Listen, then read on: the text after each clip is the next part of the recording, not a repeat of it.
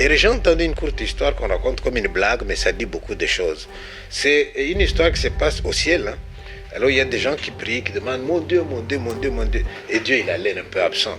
Et Jésus qui dit à son père, mais papa, tu n'entends pas ces gens-là qui t'appellent. Il regarde, c'est les Congolais. Non, non, non, laisse tomber. Je leur ai donné de la richesse. Je leur ai donné un grand pays. Je leur ai donné... ils sont les plus riches du monde, mais qu'est-ce qu'ils veulent encore? Tu vois? Et ça doit nous faire réfléchir. Dieu nous a tout donné. Qu'est-ce que nous voulons encore?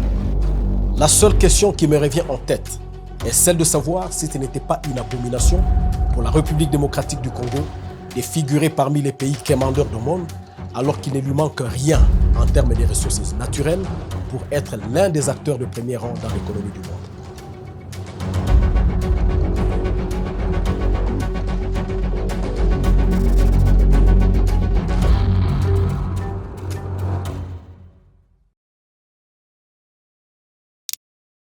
Le changement de mentalité est une composante essentielle pour le décollage de la République démocratique du Congo.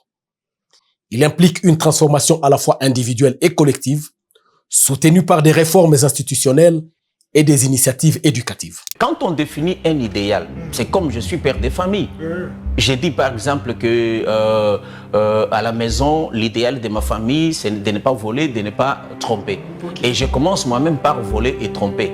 Comment maintenant vous voulez que les enfants et la femme puissent me suivre? Ça sera difficile. Donc vous bafouez vos propres principes. Exactement. En adoptant des mentalités qui valorisent l'intégrité, l'éducation, l'innovation, la solidarité, l'exemplarité, l'excellence et la durabilité, la République démocratique du Congo peut créer les conditions nécessaires pour un développement économique et social durable. Donc le développement, c'est quelque chose qui... Le monde est en train de devenir un village. Il n'y a pas un seul pays qui va se développer tout seul. Nous devons regarder tout ça ensemble. Mais nous devons faire attention, nous, les Africains, parce que les gens qui veulent nous avoir, qui veulent avoir nos richesses et tout, mais en même temps, ils sont en train de nous opposer les uns des autres. Hein. Et nous, on se bat, on se tue et tout. Pendant ce temps, ils nous vendent leurs armes.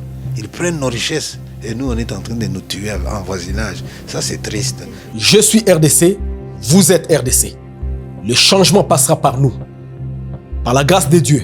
Et ensemble, c'est encore possible.